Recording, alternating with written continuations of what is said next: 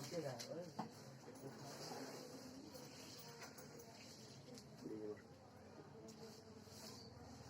Students, आज पुनः अपने YouTube channel Gargi coaching centre पर आप लोग का स्वागत करते हैं। और आज के टॉपिक में जो क्लास 10th का मैथ ट्रिग्नोमेट्री पढ़ाया जा रहा है, जिसमें हाइट एंड डिस्टेंस चल रहा है। इसी हाइट एंड डिस्टेंस को आगे बढ़ाते हुए एक्सरसाइज 9.1 का नेक्स्ट सवाल लगाया जाएगा। और आज का नेक्स्ट सवाल है आप लोग का सवाल नंबर 5। इससे पहले एक्सरसाइज 9.1 का 1 से लेकर 4 तक सवाल लगा दिया गया था, और उम्मीद है कि आप लोग उसको देखे होंगे और अच्छी तरह से समझे होंगे। और यदि फिर भी कोई प्रॉब्लम रह जाता है तो उसको 1 से 2 बार उस वीडियो को और देख लिया करिए। तो चलते हैं सवाल नंबर 5 पर। और हाइट एंड डिस्टेंस के जितने भी सवाल हैं, सभी सवाल को लगाते समय एक फिगर ड्रा किया जाएगा, और वो भी फिगर जो होगा उसको पढ़ने के हिसाब से फिगर बनाया जाएगा। अपने से कोई भी फिगर नहीं बनाएंगे। जो भी आपका हिंदी दिया जाएगा, सवाल दिया जाएगा, उसके हिसाब से एक फिगर बनाया जाएगा, और उसमें देखा जाएगा कि कौन सा मान पूछा गया, उस मान को फिर निकाला जाएगा। तो चलते हैं फिगर बनाते हैं। तो सवाल में बोला गया है कि भूमि से, जैसे आपका भूमि, आपका यही मान लेते कि यह भूमि है, ये आपका भूमि है या कोई सतह है, पृथ्वी का तल है। भूमि से 60 मीटर की ऊंचाई पर एक पतंग उड़ रही है। मानते कि यहाँ पर 60 मीटर की ऊंचाई पर एक पतंग है। यह 60 मीटर ऊंचाई हो गई, और यहीं पर एक पतंग है। पतंग को बिंदु से दर्शाएंगे, या यहाँ पर आप लोग पतंग बना भी सकते हो, उससे कोई दिक्कत नहीं होगा, लेकिन बिंदु से दर्शाएंगे तो समय की बचत होगी। तो यहाँ पे एक पतंग है जो कि इस भूमि की सतह से 60 मीटर की ऊंचाई पर उड़ रही है। अब आगे पतंग में लगी डोरी को अस्थायी रूप से भूमि के एक बिंदु से, यह भूमि है, भूमि के एक बिंदु से बांध दिया गया है। किसको? डोरी को। तो यह जो पतंग उड़ रही, तो डोरी की सहायता से उड़ रही होगी, और इस डोरी को भूमि के एक बिंदु से बांध दिया गया है। भूमि के एक सतह से कनेक्ट कर दिया गया है, उसको बांध दिया गया है। फिर आगे भूमि के साथ डोरी का झुकाव, यह भूमि हो गया, यह डोरी हो गया उसका। भूमि के साथ उस डोरी के जो झुकाव है, झुकाव मतलब कोण या एंगल, 60 अंश बोला गया है। तो इसका मतलब यहाँ वाला एंगल जो दिया गया है वो 60 डिग्री है। इसका यह मानकर कि डोरी में कोई भी ढील नहीं है, मतलब इसमें कोई भी ढीलापन नहीं है, या लूजपन इसमें नहीं। यदि यह नहीं भी बोलता तो इसमें कोई दिक्कत नहीं होता। यहाँ पे यहाँ तक यह सवाल मेरी यहाँ से यहाँ तक न बोले तो भी कोई प्रॉब्लम नहीं है। हम लोग जब भी सवाल को लेते हैं तो जो डोरी होती है तो वह हमेशा क्या होता है, आप लोग का टाइट होगा, मतलब कि लूजपन उसमें नहीं होगा। यह मानकर ही सवाल को सॉल्व किया जाता है। सवाल में यह बोला भी है मानने के लिए, और नहीं बोला होता तो भी हमको मानना ही पड़ता है कि यह डोरी जो होगा आपका क्या है, लूजपन उसमें नहीं है, उसमें कोई भी ढीलापन नहीं, बिल्कुल वह टाइट है आपका। फिर आगे तो डोरी की लंबाई क्या थी? डोरी की लंबाई, तो डोरी यही है, यही वाला भाग क्या है, डोरी की लंबाई है, और इसी लंबाई को हमको ज्ञात करना है। तब फिगर तो बन गया। अब किसका मान निकालना है वो भी पता हो गया। तो इसका मान निकालना है, तो इसको हम एफ या वाई या कुछ भी आप लोग मान सकते हैं। और इस त्रिभुज का नाम रख देंगे ए बी सी। और जितने भी फिगर बनाएंगे हमेशा याद रखिए कि वो समकोण त्रिभुज होना चाहिए, मतलब 90 अंश का कोण बनना चाहिए। तो यह एक समकोण त्रिभुज बना है। अब हमको इसका मान निकालना है, और यहाँ वाला मान दिया गया है। तो जो मान दिया गया होता है उसको लिया जाता है, और जो मान निकालना होता है उसको लिया जाता है। और इन दोनों में देखेंगे कौन सा रिलेशन है, मतलब त्रिकोणमितीय अनुपात में किसको इंडिकेट करता है या किसको दर्शाता है। तो यह आपका लंब हो जाएगा, और यह हो जाएगा कर्ण। जो एक दिया रहता है उसको लेते हैं, और जो एक निकालना रहता है उसको लेते हैं। तो यह लंब है और यह कर्ण है। तो लंब और कर्ण किस में दिखाई देता है? तो लाल बटे कक्का लिखकर समझा देते हैं। यह हो जाएगा लाल बटा कक्का। यहाँ होता है आपका साइन, यहाँ होता है आपका कास, यहाँ होता है आपका टैन। हमसे बोला है कि यहाँ लंब है और यहाँ कर्ण है। तो लंब और कर्ण किस में दिखाई दे रहा है? साइन में। और इसके अपोजिट यहाँ कोसेक होता है, कोसेक में भी दिखाई देगा। लेकिन हम लोग ऊपर वाला ही मान प्रयोग कर लेते हैं, और सभी लोग यही करते हैं। नीचे वाला मान भी प्रयोग करेंगे तो भी वैल्यू आ जाएगा, आपको कोई दिक्कत नहीं होगा। तो हम साइन ले लेते हैं। तो साइन ले लेंगे। कौन सा त्रिभुज है?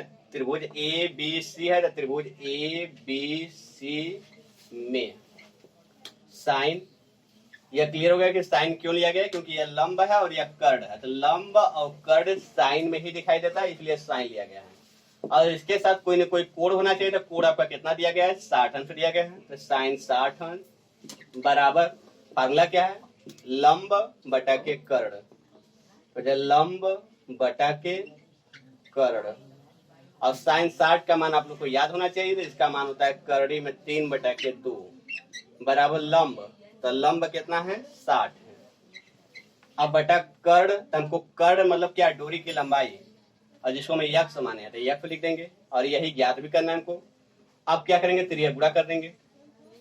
यक्ष का गुणा इसमें करेंगे तो हो जाएगा आपका करड़ी में 3x, और 2 को गुणा इसमें करेंगे तो हो जाएगा 2 गुणे 60। अब करड़ी में 3x बराबर, या ऐसा कीजिए कि सीधे इसको 60 गुना के 120 कर लीजिए, 60 गुना के 120। अब हमको x का मान निकालना, तो x को अकेले करना होगा, और करड़ी में 3 यहाँ गुणा में, उधर जाकर क्या हो जाएगा, भागा में हो जाएगा। तो हो जाएगा 120 बटा करड़ी में 3। अब करेंगे इसका परमेयीकरण। तो परमेयीकरण में क्या कहते हैं कि यहाँ जो नीचे संख्या रहता है उसी का ऊपर नीचे गुणा कर देते हैं, उसी का ऊपर और नीचे दोनों पर गुणा कर दिया जाता है। तो 120 का गुणा इसमें करेंगे तो हो जाएगा 120 करड़ी में 3 बटा में, इन दोनों को गुणा करेंगे तो आपका 3 आ जाएगा, क्योंकि जब दोनों संख्या एक ही होता है, दोनों करड़ी में होता है, गुणा करते हैं तो एक संख्या बाहर आ जाता है, 3 हो जाएगा। अब 3 से 120 को काटेंगे तो 3 चौके 12, और 1 गुना बचा तो आपका हो जाएगा 40, और करड़ी में 3 बचा तो वो भी लगा देंगे। तो x का मान हो जाएगा 40 करड़ी में 3, और सवाल था आपका मीटर में, इसका मतलब यहाँ हो जाएगा मीटर, और इसे हिंदी में लिख देंगे। अतः डोरी की लंबाई, क्योंकि यह यक्ष क्या है, डोरी की लंबाई है। तो अतः डोरी की लंबाई जो आया कितना आ गया, 40 करड़ी में 3 मीटर। हो सकता है कि आपका आंसर यह न दिया हो, तो क्या करते हैं कि करड़ी में 3 का मान रख देंगे, और करड़ी में 3 का मान होता है 1.732 और 1.732 उसका मान रखकर इसमें गुणा कर देंगे तो आपका आंसर आ जाएगा। और यदि आंसर यहाँ भी छोड़ देते हैं तो कोई प्रॉब्लम नहीं होगा, यह बिल्कुल आंसर सही है। तो यह सवाल आप लोग का अच्छी तरह से क्लियर हो गया है। तो चलते हैं सवाल नंबर 6 पर। इससे पहले 5वां सवाल लगा दिया गया है। तो सवाल नंबर 6 में बोला गया है कि 1.5 मीटर लंबा एक लड़का है। एक लड़के की लंबाई कितनी है, 1.5 मीटर। तो फिगर ड्रा करते हैं। इस लड़के की लंबाई नहीं दिया गया होता तो उसको बिंदु से दर्शाते, केवल बिंदु के रूप में मान लेते हैं, लेकिन उस लड़के की लंबाई दिया गया है कितना है, 1.5 मीटर है। तो यह लंबाई जो 1.5 मीटर है वह एक लड़का है, उसकी लंबाई है। यहाँ पर लड़का को इंडिकेट किए हैं। फिर आगे 30 मीटर ऊंचे एक भवन से, यह आपका 30 मीटर ऊंचा एक भवन है, मतलब कोई एक रूम है या कोई एक कमरा है, 30 मीटर है यह पूरा का पूरा यहाँ से लेकर यहाँ तक टोटल आपका 30 मीटर एक भवन है। 30 मीटर ऊंचे एक भवन से कुछ दूरी पर खड़ा है। इस भवन से यह जो 1.5 मीटर लंबाई का एक लड़का है कुछ दूरी पर खड़ा है। तो इससे कुछ दूरी पर है ना, यह कुछ दूरी पर यह आपका यहाँ पर खड़ा है। इस भवन से यह लड़का जो है इससे कुछ दूरी पर है, दूरी मालूम नहीं है, तो इस दूरी को कुछ ना कुछ मानना पड़ेगा। मान लेते हैं x। इस भवन से इसकी इस लड़के की दूरी जो है कुछ है, तो कुछ का मतलब x मान लेते हैं, x मीटर होगा। फिर आगे बताइए कि इस पर और भी कुछ दिया है, कुछ दूरी पर खड़ा है, जब वह ऊंचे भवन की ओर जाता है। इसका यह लड़का आप कहाँ जा रहा है, भवन की ओर। तो भवन यही है, इसकी ओर चलना प्रारंभ कर दिया। जब वह ऊंचे भवन की ओर जाता है तब उसकी आंख से भवन के शिखर, तो भवन का शिखर कहाँ है, ऊपर है, यह भवन है पूरा, यह भवन का शिखर ऊपर भाग। तो भवन के शिखर का उन्नयन कोण 30 अंश से 60 अंश हो जाता है। इसका मतलब क्या हुआ, इसका मतलब यह हुआ कि जब यहाँ था और जब इसके शिखर को देख रहा था तो 30 अंश का कोण बन रहा था, मतलब यहाँ पर 30 अंश का कोण बन रहा है। तो जब यहाँ कोण बनेगा तो हमेशा कोण क्षैतिज रेखा के साथ बनता है। तो इसलिए हमको यहाँ एक क्षैतिज रेखा खींचना होगा। क्षैतिज रेखा ऐसे ही होता है, तो उन्नयन कोण हमेशा क्षैतिज रेखा और जहाँ पे देख रहा है दृष्टि रेखा के बीच बनता है। तो यह कोण हो गया आपका 30 अंश। शुरुआत में 30 अंश दिया था, फिर बाद में क्या हुआ कि जब वह भवन की ओर चलना प्रारंभ कर दिया, मतलब यहाँ से मान लेते कि यहाँ आ गया, तो लड़का बाद में कहाँ आ गया, यहाँ पर आ गया। तो जब यहाँ पे देखा उसी शिखर को, उसी भवन के शिखर को जब यहाँ से देखा तो यह कोण आपका कितना हो गया 60 अंश हो गया। यही बोला गया है कि 30 अंश से कितना हो जाता है 60 अंश। इसका पहले 30 अंश था, बाद में कितना हो गया 60 अंश हो गया। तो थोड़ा इसको सीधे खींच लीजिएगा आप लोग। ये आपका 60 अंश कोण हो गया। अब लड़का यहाँ से यहाँ आ गया है, 1.5 मीटर यह भी रहेगा। और जब 1.5 यह 1.5 यह तो यहाँ वाला भी मान 1.5 ही होगा। अब बताइए कि यह पूरा 30 है, यह पूरा भवन की ऊंचाई 30 है, जिसमें से यहाँ वाला नीचे वाला मान आपका 1.5 हो गया। तो जो ऊपर वाला मान बचेगा वह कितना होगा? तो पूरा 30 में से 1.5 घटा देंगे तो यह ऊपर वाला मान आ जाएगा। तो ऊपर वाला मान आपका कितना आ जाएगा? तो 30 में से 1.5 घटाएंगे तो आपका 28.5 आएगा। 30 में से 1.5 घटाया जाएगा तो हो जाएगा आपका 28.5 मीटर। यह जो मान आया यहाँ से केवल यहाँ तक आया है। और ये जो 30 मीटर दिया गया है पूरा मान, यह पूरा दिया गया है यहाँ से टोटल यहाँ तक। जो 30 मीटर है वह पूरा भवन की ऊंचाई दिया गया है। और इसमें 1.5 यह था तो यह भी 1.5 होगा, यह भी 1.5 होगा। जब यह 1.5 होगा तो पूरा 30 में से यह 1.5 नीचे वाला घटा देंगे तो केवल ऊपर वाला बचेगा आपका 28.5। घटा लीजिएगा 30 में से 1.5। अब उसके बाद सवाल पढ़ते हैं क्या करना है। बोला कि बताइए कि वह भवन की ओर कितनी दूरी चलकर गया था। पहले यहाँ था, अब यहाँ से यहाँ आ गया तो कितनी दूरी चलकर गया। तो हम मान लेते हैं कि यहाँ पर इस दूरी को कुछ न कुछ मान लेते हैं। इस दूरी को मान लेते हैं y है। यह दूरी क्या है आपका? y मान लेते हैं। क्लियर हो गया। और यही दूरी हमसे पूछा गया है कि यहाँ से कितनी दूरी चलकर गया है। यहाँ से यहाँ आया है तो कितनी दूरी चलकर गया है तो y मान लेते हैं और इसी y का मान हमको निकालना है। अब कैसे निकालेंगे? तो सबसे पहले सबका नाम लिख देते हैं। A B C D E F और यहाँ पर G। तो इसमें देखिए 2 समकोण त्रिभुज होगा और दोनों समकोण त्रिभुज में से एक समकोण त्रिभुज में 30 अंश दिखाई देगा और एक समकोण त्रिभुज में 60 अंश दिखाई देगा और दोनों को लिया जाएगा और किसी को आगे और किसी को पीछे ले सकते हैं। तो हम ऐसा करते हैं कि एक समकोण त्रिभुज पहले यह वाला ले लेते हैं, त्रिभुज ए बी जी ले लेते हैं। त्रिभुज ए बी जी में 60 अंश आपका दिखाई दे रहा है। और एक समकोण त्रिभुज और है जो कि कौन है? त्रिभुज ए बी एफ बड़ा वाला, यहाँ पे यहाँ तक पूरा ले लेंगे तो उसमें आपका यह वाला कोण 30 अंश वाला आ जाएगा और यह 90 अंश रहबा करेगा। यह 90 अंश रहेगा, इसमें समकोण रहेगा ही। कोई भी समकोण त्रिभुज लेंगे हमेशा उसमें 90 अंश होना चाहिए, क्योंकि समकोण त्रिभुज का मतलब यह होता है कि 90 अंश दिखाई देना चाहिए उसमें कम से कम एक कोण। और यह 30 और 60 दिखाई दे रहा है तो किसी एक त्रिभुज में 30 आ जाना चाहिए और किसी एक त्रिभुज में 60 अंश आ जाना ही चाहिए, क्योंकि यह दिया गया है तो इसका प्रयोग करना पड़ेगा। तो इसमें 2 समकोण त्रिभुज है, त्रिभुज ए बी जी एक हो गया और एक त्रिभुज ए बी एफ है। तो हम पहले छोटा वाला ले लेते हैं, त्रिभुज ए बी जी ले लेते हैं। तो त्रिभुज ए बी जी में, और यह याद रखिए कि हमको करना क्या है। तो हमसे यही पूछा था कि यहाँ से कितनी दूरी चलकर गया था। तो मान लेते हैं कि y दूरी चलकर गया था, इसी y दूरी को हमको ज्ञात करना है। कुल मिला के y का वैल्यू उनको निकालना है। तो त्रिभुज ए बी जी में, तो त्रिभुज ए बी जी में यह क्या है? लंब है। केवल ए बी जी में देखिएगा, पूरा नीचे तक मत देखिए, जहां तक त्रिभुज लिया गया बस वहीं तक देखिएगा।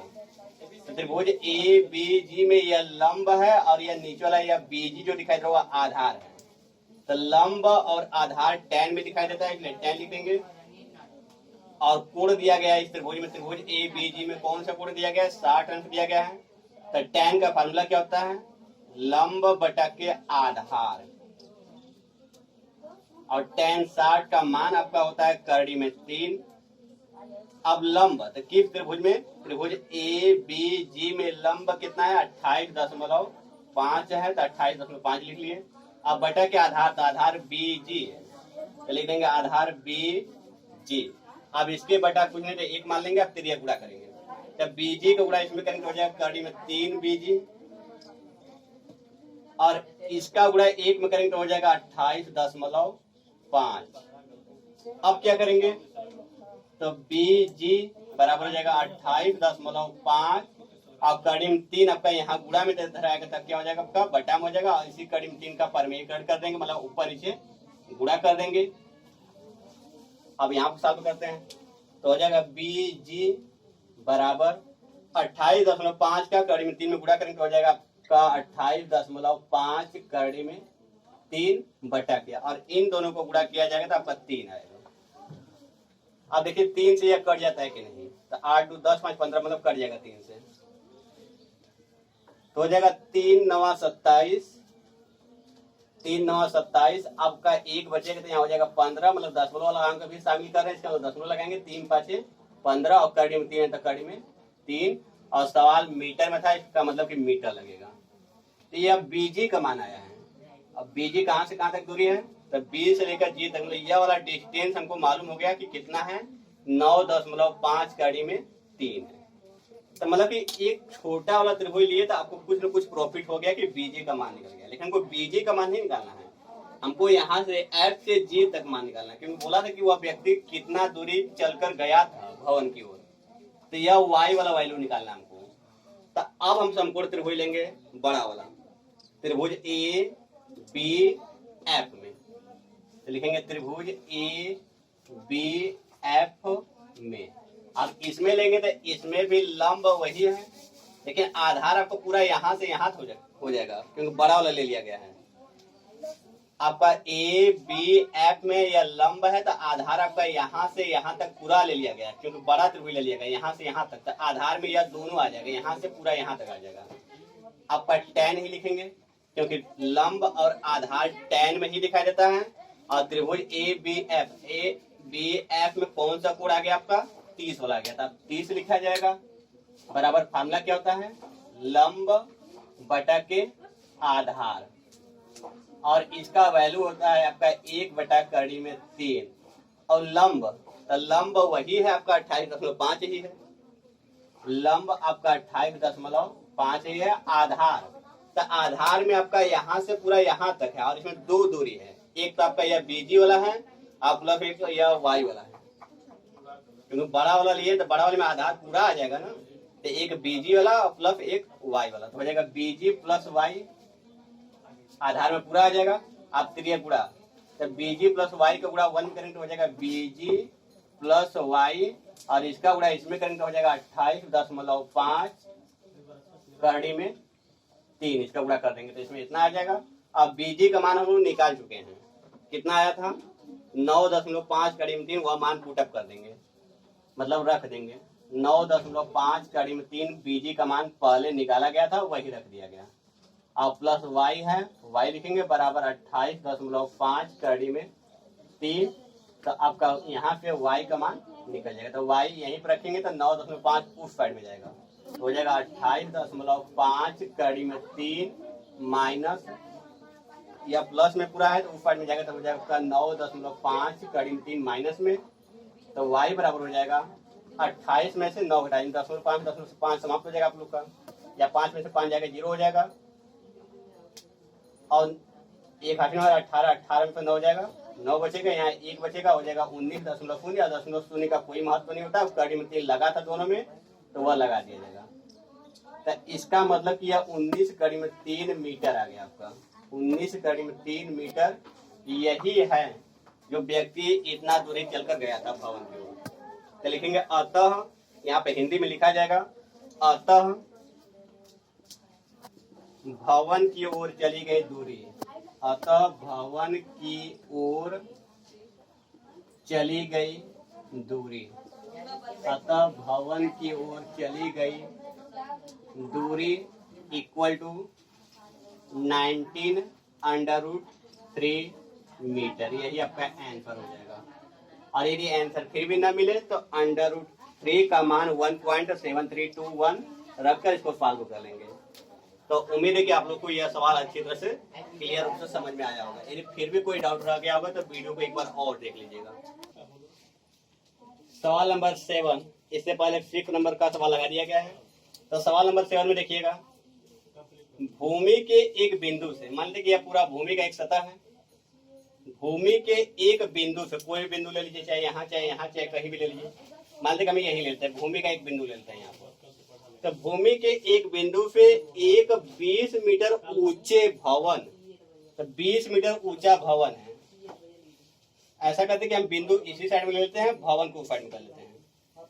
अब ये जो भवन है यह 20 मीटर ऊंचा है और भूमि पर जो बिंदु हम लिए हैं यहाँ पे ले लिए हैं। यह आपका एक भूमि या पृथ्वी का एक हिस्सा है या सतह है। इसके एक बिंदु से जो एक भवन है 20 मीटर ऊंचाई के शिखर पर लगी एक संचार मीनार, इसके ऊपर एक मीनार लगाया गया है। यहाँ से यहाँ तक जो 20 मीटर ऊंचाई दिया गया है वह भवन है, मतलब एक कोई रूम है। अब इसके ऊपर एक संचार मीनार लगाया गया है। आप लोग देखे होंगे कि कई कई शहरों में मकान के ऊपर एक टावर खड़ा किया गया होता है, तो वही उसी के रूप में यहाँ भी लगाया गया है। इस भवन के ऊपर एक मीनार लगाया गया, तो यहाँ से यहाँ तक जो है वह मीनार है और यहाँ पे जो नीचे वाला भाग है वह भवन है। भवन की ऊंचाई तो दिया गया है, लेकिन इस मीनार के बारे में आगे पढ़ने में पता चलेगा। यह एक संचार मीनार है यहाँ से यहाँ तक, ठीक। शिखर पर लगी एक संचार मीनार के तल, संचार मीनार का जो तल होगा, तल मतलब नीचे वाला हिस्सा, तो संचार मीनार आपका यह है। तो संचार मीनार का यह क्या है, शिखर है, और यह क्या है, संचार मीनार का तल है। लेकिन इसी तरह भवन पा के देखे तो यह भवन का क्या हो जाएगा, यह भवन का शिखर हो जाएगा और यह भवन का क्या हो जाएगा, तल हो जाएगा। तो बोला गया कि संचार मीनार के तल और संचार मीनार के तल और शिखर मतलब इसी के शिखर के बारे में बोला जा रहा है, क्योंकि और किसी का नाम तो लिया नहीं है, संचार मीनार का ही नाम लिया गया है। संचार मीनार जो ऊपर लगा था उसके तल के बारे में बोला गया है, तल मतलब नीचे वाले हिस्सा के बारे में बोला गया है। और शिखर के उन्नयन कोण क्रमशः 45 और 60 है, क्रमशः बोला गया है, क्रम से ध्यान दीजिएगा। पहले किसको बोला गया, तल को बोला गया है। तो यहाँ से जब इस संचार मीनार के तल को, तल मतलब उसके नीचे वाले हिस्से को देखा गया, तो कोण बना है पहला कितना, 45 अंश। तो यहाँ पर कोण आपका 45 अंश है जब इस संचार मीनार के तल को देखा गया, तल मतलब उसके नीचे वाले हिस्से को देखा गया। फिर बाद में और शिखर, अब शिखर को देखा जा रहा है, लेकिन कहां से, इसी भूमि के बिंदु से, उस बात में बोल दिया था। जब शिखर को देखा गया तो कोण कितना बन गया, 60 अंश। जब अब यहां से हम शिखर को देख रहे हैं तो यह कोण आपका यहाँ से पूरा मिला के, जैसे यह आपका कोण केवल यहाँ से यहाँ तक बस 45 है, अब पूरा ले लिया जाएगा तो 60 हो जाएगा। जैसे में आपका यह छोटा वाला जो कोण दिया गया है, जो इफ लाइन से कोण बन रहा है वह 45 अंश है, और जो इफ लाइन से कोण बन रहा है बड़े वाले से वह 60 अंश है। बोला गया सवाल में, तो पूछा गया कि उस मीनार की ऊंचाई क्या कीजिए, जो ऊपर संचार मीनार लगाया गया है उसकी ऊंचाई हमको ज्ञात करना है। तो यह ऊंचाई हमको मालूम नहीं था, इसको कुछ न कुछ मान लिया जाए, तो मान लेते हैं क्योंकि ऊंचाई को अधिकतर यह ही माना जाता है, या एफ या वाई या जेड या ए या बी कुछ भी मान सकते हैं आप लोग। अब उसके बाद क्या करना है हमको, इस सबका नाम पुटअप कर देते हैं, ए बी सी डी। इसमें भी दो समकोण त्रिभुज हैं, आपको पता करना होगा कि वो दोनों समकोण त्रिभुज कौन कौन है। 90 अंश यहाँ बन रहा था, इसका मतलब या तो दोनों में आएगा सी, ये तो क्लियर है, क्योंकि समकोण त्रिभुज यही इंडिकेट करेगा, यही दर्शाएगा कि हाँ यह समकोण त्रिभुज है। तो एक त्रिभुज है, त्रिभुज बी सी डी, जिसमें कोण 45 आ गया, और यह याद रखना कि एक में 45 भी जाना चाहिए और एक में 60 जाना भी चाहिए। तो एक होगा त्रिभुज बी सी डी, जिसमें यह 45 वाला आ गया और कोण पी 90 आ गया, इसका समकोण त्रिभुज है। और एक होगा आपका ए सी डी, जिसमें आपका कोण 60 वाला आ जाएगा और कोण सी आ गया, इसका समकोण पुनः हो गया। समकोण होने के लिए कोण सी आना चाहिए, क्योंकि कोण सी पर ही 90 अंश का कोण बना है, और कोण सी दोनों में आना चाहिए। जब बी सी डी लिए हैं तो उसमें आपका सी भी आ गया और एक कोण 45 भी आ गया, और जब ए सी डी लिए हैं तो आपका कोण 60 आ गया और सी तो आया ही आया है, लेकिन दोनों के दोनों समकोण त्रिभुज हैं। अब इन दोनों में से किसी एक को आगे ले लिया जाएगा और किसी एक को पीछे ले लिया जाएगा। और शुरुआत हम लोग जब भी लेते हैं तो अधिकतर सवालों में जो छोटा वाला समकोण त्रिभुज होता है उसको पहले लेने से सवाल थोड़ा सा आसान हो जाता है। तो हम त्रिभुज बी सी डी लेंगे पहले। त्रिभुज बी सी डी में, तो बी सी डी में देखिए, बी सी डी में बस देखिए, कहीं एक्स्ट्रा मत देखिएगा, बी सी डी में, तो यह क्या हो जाएगा आपका लंब होगा और यह होगा आपका आधार होगा। तो यह लंब है, यह आधार है, तो लंब और आधार tan में ही दिखाई देता है, तो tan लिखा जाएगा। और त्रिभुज बी सी डी में कौन सा कोण है, तो त्रिभुज बी सी डी वाले में आपका 45 ला रहा है, तो 45 आंसर लिखेंगे। और tan बराबर फॉर्मूला क्या होता है, लंब बटा के आधार हो जाएगा। तो tan 45 का मान होता है 1 और लंब, तो लंब आपका केवल यहीं तक है जिसका मान दिया गया था 20 है। अब बटा के आधार, तो आधार का मान कुछ माने भी नहीं है, तो मान लेते हैं DC है, DC। अब इसके बटा कुछ भी नहीं तो 1 मान लीजिए, जिसके बटा में कुछ भी नहीं रहता उसके बटा में 1 माना जाता है। 20 को गुणा 1 में करेंगे तो हो जाएगा 20, और DC को गुणा 1 में करेंगे तो DC हो जाएगा, तो DC बराबर हो जाएगा 20 मीटर। यह मान आपका नीचे वाला मान आ गया 20 मीटर। देखिए हमको ये नीचे वाला DC मान नहीं निकालना था, हमको ये जो ऊपर इस भवन के ऊपर जो संचार मीनार लगाया गया उसकी ऊंचाई ज्ञात करनी थी, और उसकी ऊंचाई को यच माना गया है, यच का मान निकालना है। तो चलिए, तो इस DC का मान निकल गया, हो सकता है इसका आगे उपयोग होगा। तो अब क्या करेंगे, अब बड़ा वाला समकोण त्रिभुज लेंगे, तो बड़ा वाला समकोण त्रिभुज है ACD। अब समकोण त्रिभुज ACD में, तो समकोण त्रिभुज ACD में, तो ACD में भी tan का ही प्रयोग होगा, क्योंकि यह पूरा का पूरा क्या हो जाएगा, लंब हो जाएगा। अब इसमें लंब में यह यहाँ से पूरा यहाँ तक हो जाएगा, लेकिन आधार यही रहेगा क्योंकि आधार इतना है। तो त्रिभुज, अब यह लंब हो गया पूरा और यह आधार हो गया, तो इसका वो tan में ही दिखाई देता है, tan का ही प्रयोग होगा। लेकिन त्रिभुज ACD में कौन सा कोण है, 60 अंश है, तो 60 अंश लिखा जाएगा, बराबर लंब बटा के आधार हो जाएगा।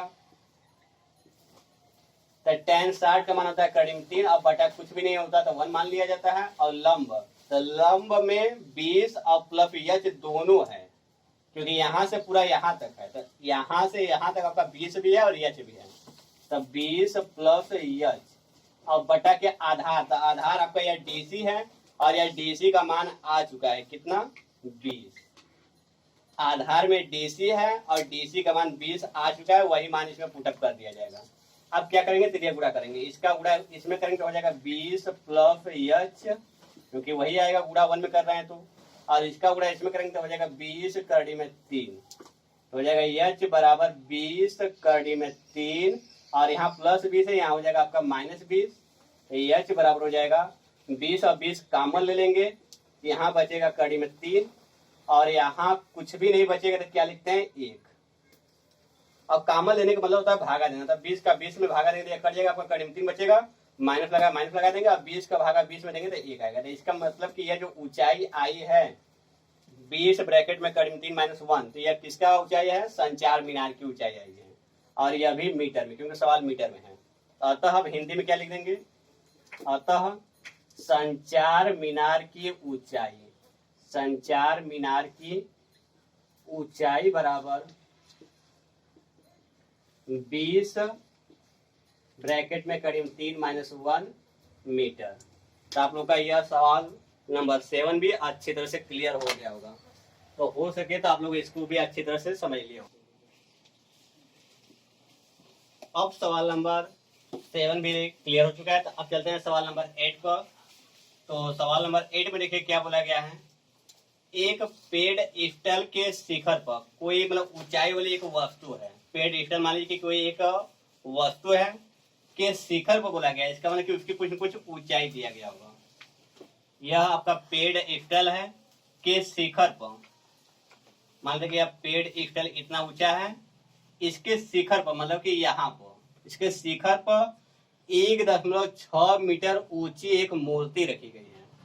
यहाँ से यहाँ तक आपका क्या है, पेड़ स्थल कोई वस्तु है, और इसके शिखर पर, शिखर में इसके ऊपर 1.6 मीटर ऊंचाई का एक मूर्ति रखा गया है, इसके ऊपर 1.6 मीटर ऊंची एक मूर्ति रखा गया। इसका मतलब यहाँ से यहाँ तक जो है वो मूर्ति है, जिसकी लंबाई दिया गया है, इस बार यहाँ से यहाँ तक की लंबाई दिया गया है। इससे पहले वाले सवाल में क्या हुआ था कि नीचे वाला लंबाई दिया गया था, ऊपर वाला पूछा गया था। इस बार क्या है, तो ऊपर का लंबाई दे दिया गया है, नीचे का लंबाई पूछ दिया गया है, सवाल वही है बिल्कुल। फिर आगे, अब नीचे क्या लगाया गया है, तो नीचे आपका पेड़ स्टल है और ऊपर क्या है, तो ऊपर मूर्ति लगा हुआ है और उस मूर्ति की लंबाई दिया गया है 1.6 मीटर है। अब पेड़ स्टल की ऊंचाई दिया गया है कि नहीं दिया गया है, सवाल पढ़ने के बाद पता चलेगा। तो बोला गया है कि भूमि के एक बिंदु से, ये आपका भूमि है के एक बिंदु से, मान लेते कि यही बिंदु है आपका, ये आपका भूमि है के एक बिंदु से, तो इस बिंदु को ले लिए कि एक बिंदु से मूर्ति के शिखर का उन्नयन कोण, मतलब यहां से किसको देखा जा रहा है, मूर्ति के शिखर को। तो मूर्ति आपका ऊपर है, इसको देखा जा रहा है। जैसे मैं यहाँ देखा है तो यह मूर्ति है, तो मूर्ति का यह शिखर है और यह नीचे वाला भाग क्या, तल वाला भाग है, या उसका पाद बिंदु है या उसका आधार बिंदु है इस मूर्ति का। तब बोला गया कि भूमि के एक बिंदु से मूर्ति के शिखर, तो मूर्ति का शिखर ऊपर है, उसको देखा गया तो उन्नयन कोण कितना बना, 60 अंश। मतलब यहाँ पे जब इसके शिखर को यहाँ देखा गया तो उन्नयन कोण बना आपका 60 अंश और यहाँ पर आपका 90 अंश कोण बना है। अब आगे, और उसी बिंदु से, मतलब इसी बिंदु से पुनः देखा गया, उसी बिंदु से पेड़ स्टल, तब पेड़ स्टल जो दिखाई दे रहा है आप लोग का यह नीचे वाला भाग, तब पेड़ स्टल के शिखर, तब पेड़ स्टल का शिखर कहाँ होगा, तो इसका पेड़ स्टल का शिखर भी तो ऊपर होगा यहाँ पर। तब पेड़ स्टल के शिखर, तब यहाँ देखा गया पेड़ स्टल के शिखर का उन्नयन कोण 45 अंश, लेकिन कहां से, उसी बिंदु से बोला गया था। अब इसी बिंदु पे जब यहां देखा गया तब कोण बना आपका 45 अंश। इसी बिंदु से इस पेड़ स्टल के शिखर को देखा गया तो अब कोण बना है 45 अंश। इसका मतलब यह बड़ा वाला कोण जो है आपका 60 अंश है और यह छोटा वाला कोण जो है आपका केवल 45 अंश बोला गया है। और यह जो 60 अंश दिया है वह पूरा वाला दिया गया है, पूरा यहाँ से टोटल यहाँ मिला के 60 अंश दिया गया है। तो उम्मीद है कि आप लोगों को क्लियर हो गया हो कि 60 अंश वाला कोण कौन सा है, 45 वाला कौन सा है। तो 45 वाला यह जो अंदर पे लाइन आया है वह है और 60 वाला यह पूरा बाहर वाला कोण है। तो अब उसको क्या पूछा गया था, पेड़ स्टल की ऊंचाई ज्ञात कीजिए। तो पेड़ स्टल की ऊंचाई केवल यहीं से यहीं तक है, यही ऊंचाई हमको ज्ञात करना है। ऊंचाई ज्ञात नहीं है हमको तो क्या मान लेंगे, एच मान लेंगे। कभी भी ऊंचाई ज्ञात करना होता है तो ऊंचाई को एच ही माना जाता है, या कुछ और भी मान सकते हैं, कोई दिक्कत नहीं है। हो सकता है स्मॉल एच नहीं मानना चाहते तो कैपिटल एच भी मान सकते हैं, उससे कोई प्रॉब्लम नहीं है। अब नाम पुटअप कर देते हैं इस त्रिभुज का, तो त्रिभुज ए बी सी और डी। इसमें भी आपका दो समकोण त्रिभुज है। आपका पहला समकोण त्रिभुज है बी सी डी, पहला समकोण त्रिभुज है बी सी डी। और जब भी समकोण त्रिभुज पकड़िएगा तो उसमें यह ध्यान दीजिएगा कि एक में 45 अंश आना चाहिए और एक में 60 अंश आना ही चाहिए। यदि हम बी सी डी लिए हैं जिसमें 45 आ गया बी सी डी वाले में, तो देखिए बी सी डी वाले पे लाइन यही गया है तब 45 वाला आ गया। अब एक और है ए सी डी, तो जब ए सी डी लिए तो इस लाइन से कौन सा कोण टच कर रहा है, तो आपका यह 60 वाला टच कर रहा है। तो जब हम त्रिभुज ए सी डी ले रहे हैं तो 60 वाला उसमें आ जा रहा है। तो इसमें दोनों समकोण त्रिभुज में एक एक मान आ जा रहा है, एक में 45 चला जा रहा है और एक में 60 चला जा रहा है। और सी दोनों में आना चाहिए क्योंकि यही तो समकोण बना रहा है, यही तो समकोण को इंडिकेट कर रहा है, मतलब 90 अंश को इंडिकेट कर रहा है। तो आप लोग को क्लियर हो गया कि कौन से दोनों समकोण त्रिभुज है और उन्हीं दोनों समकोण त्रिभुज में से किसी एक को पहले और किसी एक को बाद में लिया जा सकता है। तो आप लोग को बताया गया कि पहले छोटे वाले को लेने से फायदा होगा, प्रॉफिट होगा। तो छोटा वाला त्रिभुज आपका बी सी डी है, तो लेंगे त्रिभुज बी सी डी। पहले त्रिभुज बी सी डी में तो केवल बी सी डी में देखिएगा, एक्स्ट्रा मत देखिएगा। बी सी डी में तो बी सी डी में केवल लंब यही रह जाएगा, इतना ही रह जाएगा और आधार यह पूरा आएगा क्योंकि बी सी डी यहाँ तक है। यह लंब होगा और यह आधार होगा। तो लंब और आधार tan में दिखाई देता है, इसलिए tan का प्रयोग होगा। अब बी सी डी वाले में कोण 45 अंश है, तो 45 अंश लिखा जाएगा। अब फार्मूला कई बार लिखे हैं तो फार्मूला अब नहीं लिखा जाएगा, फिर मान पुटअप किया जाएगा। तो tan 45 अंश का मान, तो यहाँ पर लंब बटा आधार, तो लंब क्या होगा, तो लंब आपका एच होगा। त्रिभुज बी सी डी वाले में लंब आपका एच होगा, आधार आपको क्या हो जाएगा, सी डी हो जाएगा, आधार हो जाएगा सी डी। और tan 45 का मान होता है 1 और इसके बटा में कुछ भी नहीं तो इसके बटा में भी 1 मान लेंगे। फिर एच बटा के सी डी हो जाएगा, फिर ये गुणा, तो एच का गुणा 1 करेंगे तो हो जाएगा एच आएगा, और सी डी का गुणा 1 करेंगे तो हो जाएगा सी डी। तो इससे यह पता चलता है कि यह एच मतलब जो ऊंचाई यह वाली ऊंचाई है वो इस वाली दूरी के बराबर आ गई,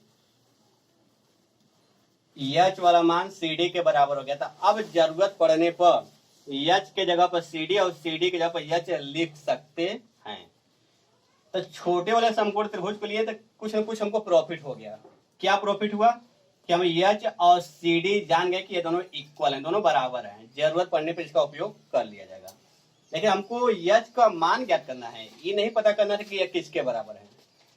एच का मान ज्ञात करना था। अब मान ज्ञात करने के लिए एक समकोण त्रिभुज और बचा हुआ है।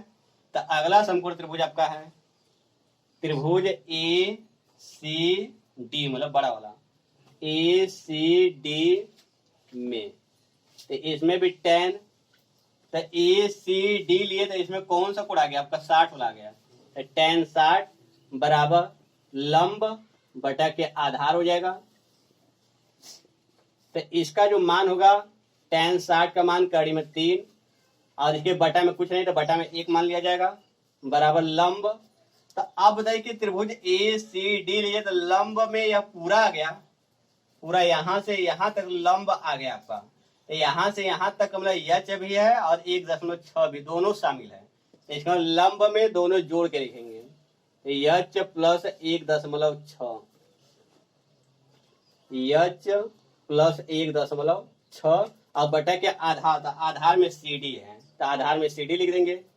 अब क्या किया जाएगा, त्रिया गुणा कर दिया जाएगा। तो इसका गुणा इसमें करेंगे और इसका गुणा इसमें कर देंगे। तो एच प्लस 1.6 को गुणा 1 में करेंगे तो हो जाएगा एच प्लस 1.6 वही आएगा, और सी डी को गुणा इसमें करेंगे तो हो जाएगा सी डी कड़ी में 3, या ऐसे भी लिख सकते हैं कड़ी में 3 सी डी।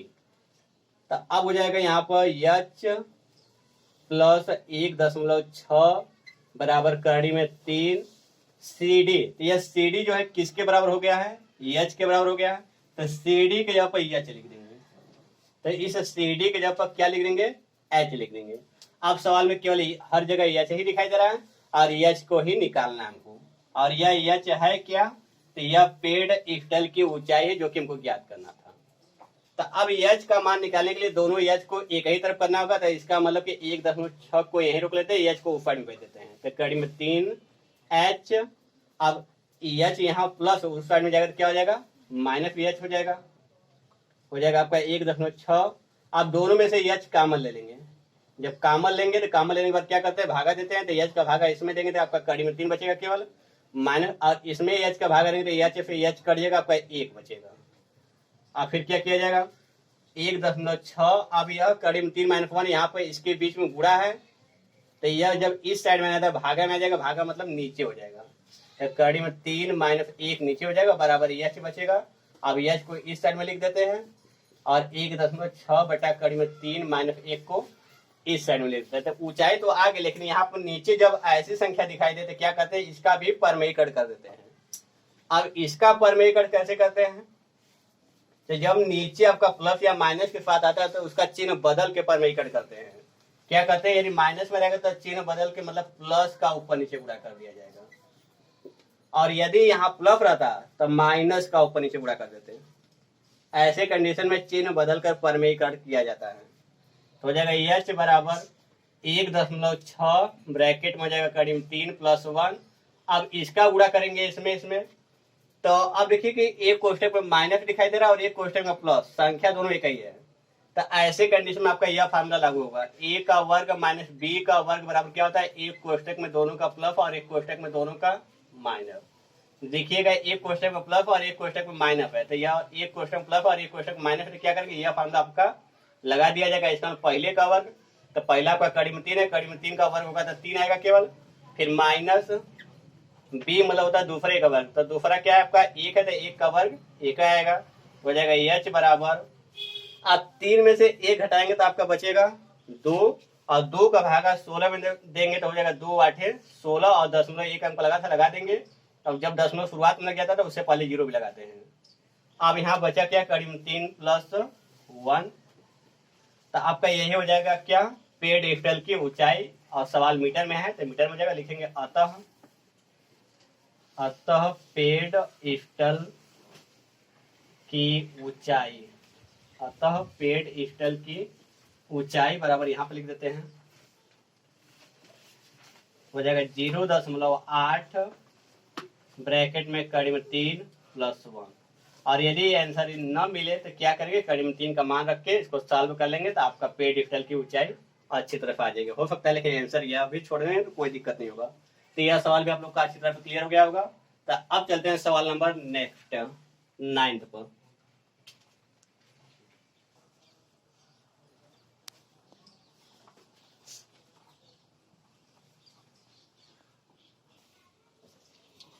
देखिए अब सवाल नंबर नेक्स्ट मतलब 9, इससे पहले 8वां सवाल आप लोग लगा लिए थे। चलते हैं सवाल नंबर 9 पर। तो सवाल नंबर 9 में बोला गया है कि एक मीनार है, तो पहले मीनार बना लेते हैं। और यह मीनार का शिखर है, मतलब चोटी भी बोल सकते हैं उसे। और यह मीनार का पाद बिंदु या आधार बिंदु या निचला पॉइंट है। देखिए सवाल में किसको लिया गया है, शिखर को लिया गया है कि पाद बिंदु को लिया गया है। तो एक मीनार के पाद बिंदु से, तो पाद बिंदु यहाँ पर है और यह पूरा मीनार है आपका। पाद बिंदु से एक भवन है। तो मीनार से हमेशा याद रखिए, मीनार से हमेशा भवन छोटा होता है। कोई भी कमरा बनता है तो मीनार से कभी भी ऊंचा नहीं बनता है। तो ये आपका मीनार है, तो इस मीनार से छोटा ही एक कोई भवन है आपका, कोई एक रूम है या कोई एक कमरा है। तो मीनार के पाद बिंदु से, तो मीनार का पाद बिंदु यहाँ पर है, से एक भवन, तो मान ले कि यह भवन है आपका।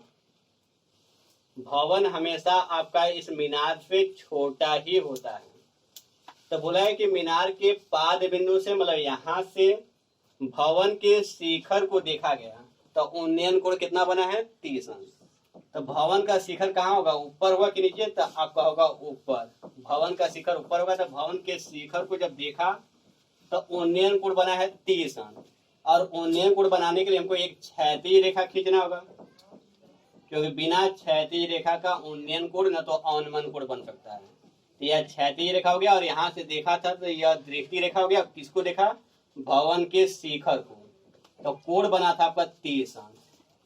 यहाँ पर भवन है और यहाँ पर मीनार है, नाम लिख रहे हैं। इस साइड में भवन है और इस साइड में मीनार है। इस मीनार के पाद बिंदु से भवन के शिखर को देखा गया, 30 अंश का कोण बना। अब बोला है कि और भवन के पाद बिंदु से, अब भवन के निचले हिस्से से, मतलब भवन के पाद बिंदु से मीनार के शिखर को देखा जा रहा है। अब यहां से मीनार के शिखर को, मतलब इसको देखा जा रहा है। तो यहां से मतलब कि भवन के पाद बिंदु से मीनार के शिखर को देखा गया, तो कोण कितना बना, 60 अंश बनाया गया। तो इसमें यहाँ वाला कोण आपका 60 अंश दिया गया है। यहाँ वाला कोण आपका 60 अंश है। यदि मीनार 50 मीटर ऊंचा है, तो इस मीनार की ऊंचाई यहाँ से टोटल ऊंचाई कितनी है, 50 मीटर। यहाँ से पूरा यहाँ तक इस मीनार की ऊंचाई 50 मीटर है। तो भवन की ऊंचाई पूछा गया है। इस भवन की ऊंचाई क्या होगा, तो हम लोग को नहीं मालूम है, तो एच मान लिया जाएगा। इसी एच का मान निकालना है। तो इससे पहले त्रिभुज का नाम रख देते हैं, ए बी सी डी। इसमें दो समकोण त्रिभुज है। एक तो हो गया आपका ए बी सी, इस साइड में आपका इधर हो गया मीनार वाला, और एक उस साइड में आपका डी सी बी लैया वाला। और इसमें देखा है 90 अंश ये वाला आ जाएगा, बी वाला 90 अंश आ जाएगा, और इसमें सी वाला 90 अंश आ जाएगा। यह भी तो सीधे खड़ा तो 90 अंश बनाएगा यहाँ पर, और यह भी सीधे खड़ा तो यहाँ भी 90 अंश बनेगा। तो एक आपका समकोण त्रिभुज है ए बी सी वाला, और एक है डी सी बी वाला। तो इसमें किसी एक को पहले और किसी एक को बाद में पकड़ सकते हैं। तो किसी एक को पहले ले सकते हैं। तो हमारे नियम के हिसाब से पहले छोटे वाले को ही लेके चलते हैं, चाहेंगे तो बड़े वाले को भी लेके चल सकते हैं, इससे कोई प्रॉब्लम नहीं होगा। लेकिन इस सवाल में हो सके तो आप लोग बड़े वाले को लेंगे तो थोड़ा सा प्रॉफिट हो जाएगा। लेकिन हमारा नियम है कि छोटे वाले को ही लेना है हमेशा, तो छोटे वाले को ही लेके चलते हैं। थोड़ा सा प्रॉब्लम होगा तो उससे कोई दिक्कत नहीं है। तो छोटा वाला समकोण त्रिभुज क्या है, डी सी बी है। त्रिभुज डी सी बी में इसमें यह आपका लंब है और यह आपका आधार है। तो लंब और आधार किस में दिखाई देता है? tan में। तो tan ले लिए। अब हमको यह देखना है कि इसमें 30 आएगा कि 60 आएगा। तो हम DCB लिए, तो इस रेखा के साथ देखिए कौन सा कोण जुड़ा हुआ है। तो 30 वाला जुड़ा हुआ है, इसका 30 लिया जाएगा। हमेशा 90 अंश के सामने वाली जो रेखा होती है, तिरछी जो रेखा होती है, उसके साथ जो कोण जुड़ा रहेगा वही वाला मान लिया जाएगा। तो हम DCB लिए, तो DCB में तिरछा वाला भुजा यह है, तो इसके साथ यह कोण जुड़ा हुआ है, तो यह वाला कोण लिया जाएगा। तो 30 अंश ले लिया गया। और tan 30 अंश बराबर होगा लंब बटा के आधार, लंब बटा के आधार। और tan 30 का मान होता है 1 बटा कड़ी में 3 बराबर लंब। तो लंब में h है, क्योंकि वही DCB इस साइड का लिए है, तो लंब में h है और आधार में आपका BC है, या CB बोलिए या तो BC बोल लीजिए। आप तिरिया गुणा कर देंगे, तब BC का गुणा 1 में करेंगे तो हो जाएगा BC, और इसका गुणा इसमें करेंगे तो हो जाएगा कड़ी में 3h। इसे हम कह देंगे समीकरण नंबर 1। अब आपका त्रिभुज लिया जाएगा बड़ा वाला, त्रिभुज ABC में, त्रिभुज ABC में। तो इसमें भी tan, तो त्रिभुज ABC में तिरछी भुजा आपका यह AC वाला है, तो इसके साथ कौन सा कोण है? 60 है, तो 60 ले लिया जाएगा बराबर लंब बटा के आधार हो जाएगा। तो tan 60 का मान तो कड़ी में 3 बटा 1 हो जाएगा। मान होता है कड़ी में 3 और बटा 1 अपने से माना गया है। और लंब, तो त्रिभुज ABC में लंब आपका यह वाला मान होगा, जो कि मान दिया गया है 50, और बटा के आधार, तो आधार क्या है आपका? तो आधार इसका भी है, आधार BC ही है, तो BC लिख देंगे। अब तिरिया गुणा कर दिया जाएगा, या रहने दीजिए कड़ी में 3 बटा 1 वाले एक बार रिपीट उतारिए, 50 बटा BC। अब BC का मान कितना आया? तो BC का मान आया कड़ी में 3h, तब BC के जगह पर कड़ी में 3h लिख दिया जाएगा। तो BC के जगह पर कड़ी में 3h लिखा जाएगा, और यहाँ ब्रैकेट में बोल दीजिएगा कि BC बराबर कड़ी में 3h से। यह दिखाना होगा कि यह BC के जगह पर यह कड़ी में 3h डायरेक्ट कैसे आ गया। तो यह BC बराबर कड़ी में 3h हम लोग पहले दिखा चुके हैं, उसी से लिख दिए हैं। अब क्या करेंगे? तिरिया गुणा कर सकते हैं। तो इसका गुणा जब इसमें करेंगे तो कड़ी में 3 का गुणा कड़ी में 3 में होगा, तो 3h हो जाएगा, और 50 से कम 50 हो जाएगा, और यह बराबर हो जाएगा 50, और यह 3 गुणा में तो उधर जाएगा, तो हो जाएगा आपका बटा में 50 बटा 3 भागा देंगे तो हो जाएगा आपका 3 एक कम 3 हो जाएगा, 3 छक्का 18 हो जाएगा, और उसके बाद 2 बचेगा, 3 छक्का 18 मतलब 16.666 बार बार आता जाएगा। तो लास्ट वाला 6 हटा के उसमें 1 बढ़ा देंगे, या वैसे भी छोड़ देंगे तो कोई प्रॉब्लम नहीं है। तो 16.66 मीटर आपका ये आ गया। तो यह ऊंचाई किसकी आई है? तो भवन की ऊंचाई आई है। यहाँ लिख देंगे अतः भवन की ऊंचाई, अतः भवन की ऊंचाई बराबर 16.66 मीटर। तो उम्मीद है कि आप लोग को यह सवाल नंबर 9 भी अच्छी तरह से क्लियर हुआ होगा। तो अब चलते हैं सवाल नंबर 10 पर। चलते हैं सवाल नंबर 10 पर। इससे पहले 9 सवाल तक आप लोग का क्लियर हो गया था, प्रश्नावली 9, 10 में एक ही चल रहा है। तो देखिए सवाल नंबर 10 में क्या दिया गया और कैसे सॉल्व करना है। तो बोला गया कि एक 80 मीटर चौड़ी सड़क है। मान लीजिए कि यह एक सड़क है और कितना मीटर है? 80 मीटर है। तो यहाँ से यहाँ तक पूरा डिस्टेंस या जो दूरी दिया गया वह 80 मीटर दिया गया है। ये आपके सड़क की चौड़ाई है और 80 मीटर दिया गया है। अब बोला है कि सड़क के दोनों ओर आमने सामने, मतलब एक यहाँ भी और एक यहाँ भी, आमने सामने समान लंबाई वाले, मतलब कि बराबर लंबाई वाले 2 खंभे लगे हुए हैं। यहाँ पर भी एक खंभा लगाया गया है, सड़क के इस पार भी और सड़क के उस पार भी लगाया गया है, और दोनों खंभे की लंबाई बराबर है, समान लंबाई बोला गया है। तो इस खंभे की लंबाई जो है वही इस खंभे की भी लंबाई है।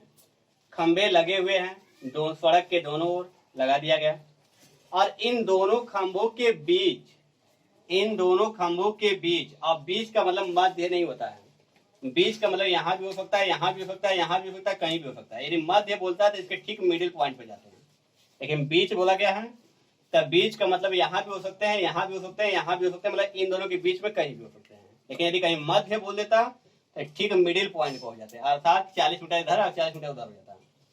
लेकिन मध्य नहीं बोला गया, बीच बोला गया तो कहीं भी ले सकते हैं। के बीच सड़क के एक बिंदु से, तो कहीं भी एक बिंदु ले लीजिए, मान लेते हम यही ले लेते हैं। सड़क के एक बिंदु से खंभों के शिखर का, तो खंभों का शिखर, एक शिखर यहाँ और एक शिखर यहाँ है। और किस बिंदु से? इस बिंदु से बोला गया है कि इन दोनों या सड़क के किसी एक बिंदु से, सड़क के किसी एक बिंदु से दोनों शिखर को देखा जा रहा है। तो उन्नयन कोण कितना बन रहा है? 60 और 30 बन रहा है।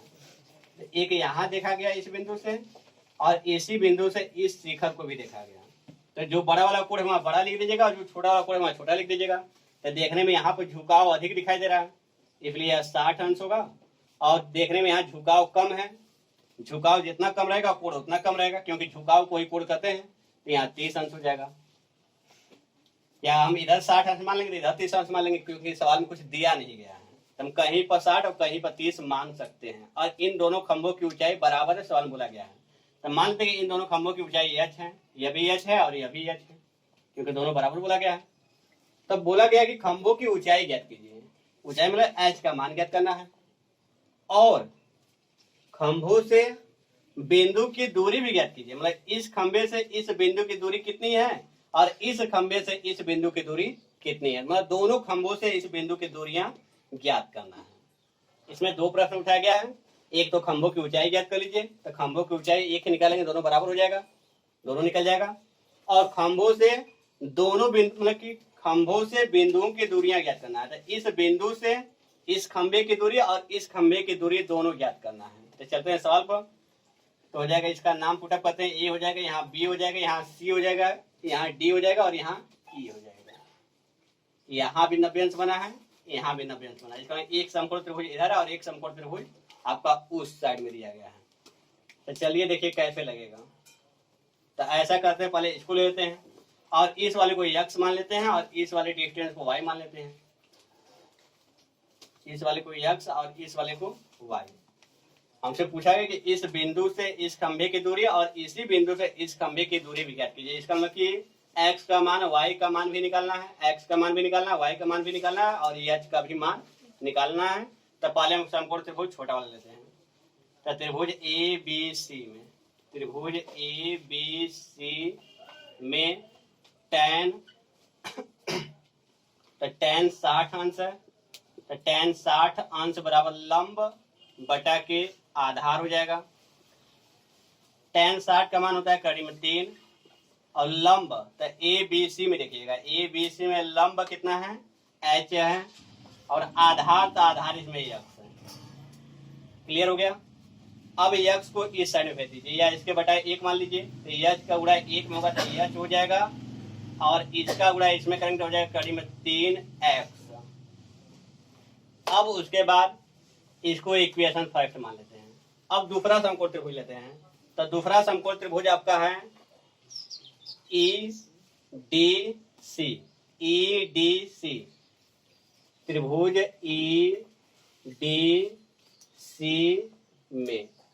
EDC में tan, इसमें कितना कोण दिया गया है? 30 अंश।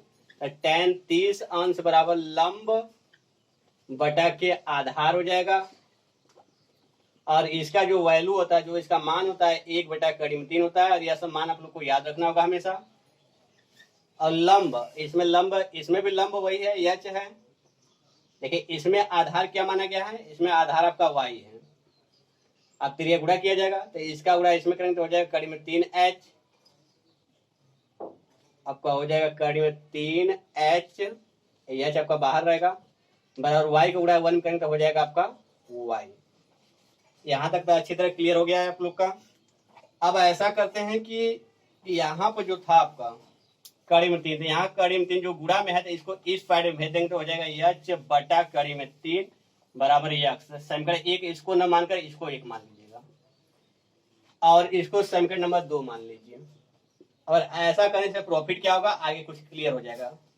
तो समीकरण 1 प्लस समीकरण 2 से। अब समीकरण 1 और 2 को जोड़ा गया है, तो समीकरण 1 प्लस समीकरण 2 से, तो आप जोड़ेंगे तो लेफ्ट का लेफ्ट में जोड़ते हैं, राइट का राइट में जोड़ते हैं।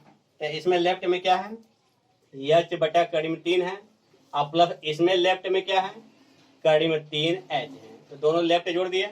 अब राइट जोड़ेंगे तो राइट में इसमें क्या है, एक्स है, और इसमें राइट में क्या है, वाई है। अब ऐसा क्यों किए हैं, क्योंकि अब हम एक्स प्लस वाई जानते हैं, एक्स और वाई मिला के पूरा जानते हैं कितना होता है 80। सवाल में दिया गया है कि यहाँ और यहाँ मतलब पूरा मिलाकर 80 बोला गया था, सड़क की चौड़ाई 80 है, इसीलिए हम ऐसा किए थे। यहाँ एक्स को अकेले कर दिए थे, इसको इस साइड में भेजकर। अब क्या करेंगे, इसके बटा 1 मानेंगे, तो इस 1 का गुणा इसमें कर देते हैं, इसका गुणा इसमें कर देते हैं, और इन दोनों को गुणा करके नीचे लिख देते हैं। तो 1 का गुणा एच में करेंगे तो एच आएगा, और इसका गुणा जब इसमें करेंगे तो आपका 3 हो जाएगा, 3h। अब फिर क्या करते हैं, इन दोनों को गुणा करके नीचे लिखते हैं। तो इन दोनों को गुणा करके नीचे लिखेंगे तो आएगा आपका कड़ी में 3, क्योंकि एक कड़ी में 3 का गुणा 1 में करेंगे तो वही आएगा। और x प्लस वाई का मान पूरा मिलाकर कितना है, 80 मीटर। सड़क की चौड़ाई दिया गया 80 मीटर। तो अब इसको और आगे सॉल्व करते हैं। तो 3h और 1h मिला के कितना हो जाएगा, 4h। और इसको उस साइड में भेज देंगे तो हो जाएगा 80 कड़ी में 3। अब 4 से काटेंगे तो 4 दूना के 8, शून्य बचा तो शून्य लगा देंगे तो हो जाएगा h बराबर 20 कड़ी में 3 मीटर। सवाल मीटर में है, तो इसका मतलब कि ये जो 20 कड़ी में 3 मीटर आया वो क्या आया, तो खंभे की ऊंचाई आया है। तो दोनों खंभों की ऊंचाई बराबर ही होगा, तो लिखेंगे अतः खंभों की ऊंचाई, अतः खंभों की ऊंचाई,